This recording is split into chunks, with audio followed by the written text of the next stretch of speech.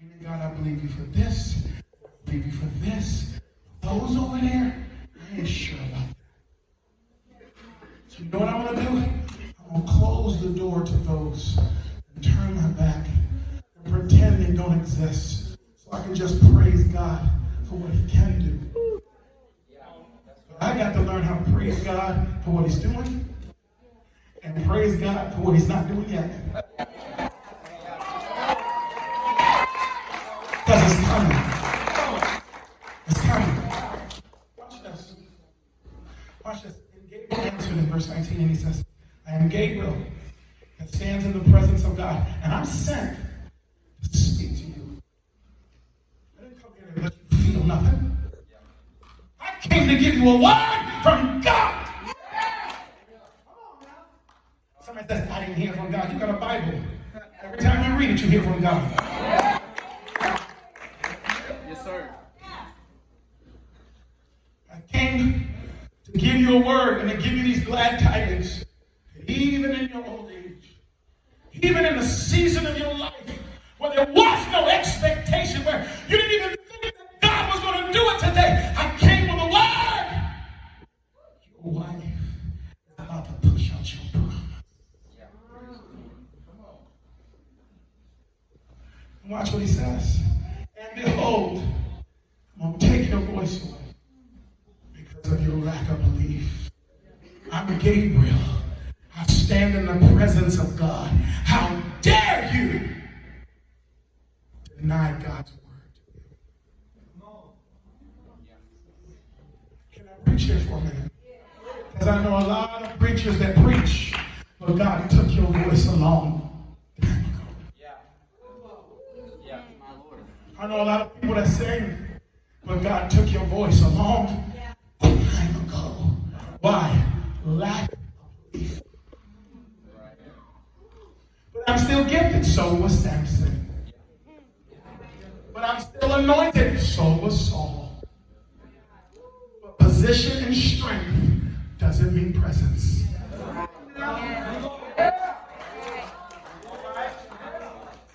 There's a lot of people, in your unbelief, you lost your voice. And that's why you can't speak faith in certain situations. Because in those situations, your voice is gone. And so you get other people to preach. You get other people to pray.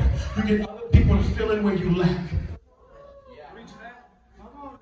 Because you lost your voice. I told you to shout all night. And the best you can get out was, I didn't expect you to do anymore. Want to know why? Because I already knew you lost your. If you shouted right now, your wife would have a seizure because she ain't heard you shout in 20 years.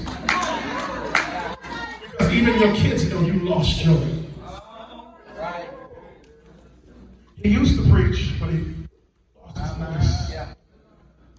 He used to prophesy, but he lost his voice. He used to stand for righteousness, but guess what? He said, you're going to be dumb. And do you know how hard it is to be dumb?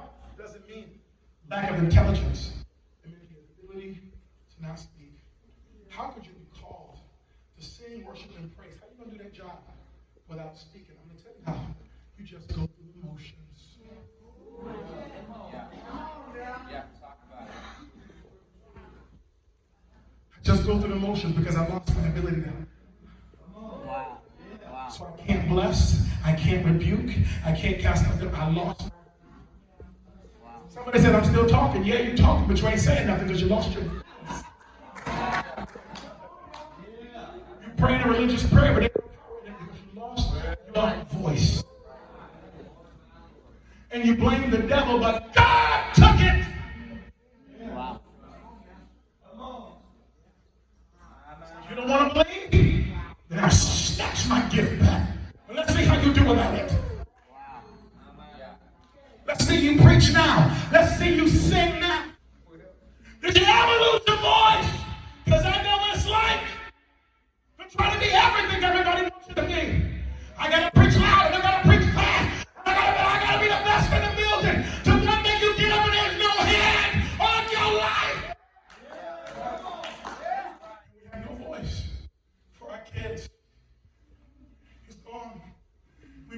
heaven, we say nothing. Yeah. We watch them go down paths of destruction, and we say, I lost my thoughts. Oh, my.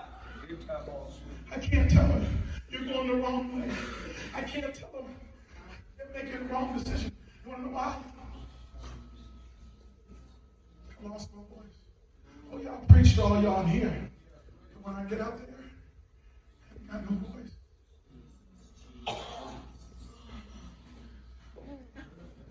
Thou shalt be dumb and not able to speak until the days these things be performed.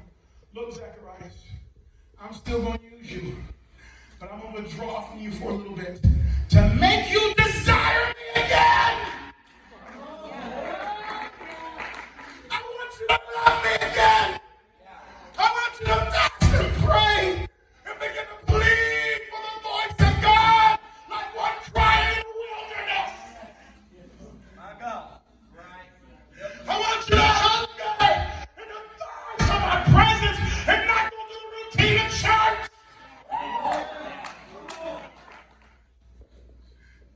He said, you're not going to be able to speak until these days are before. What was he saying?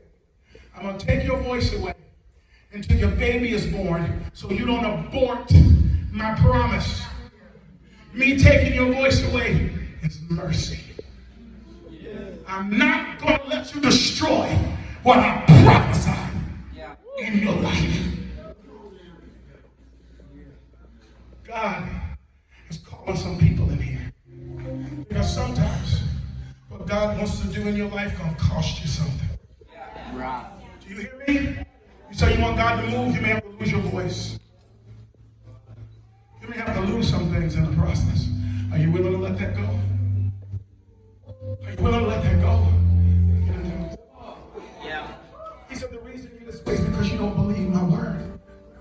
If you believe them, when you bring your family down, if you believe them, when you climb a tree like Zacchaeus, if you believe them, when you push away the crowd, like a woman with the issue, if you really believed, what would you do to save your daughter? What would you do to save your son? If you believe.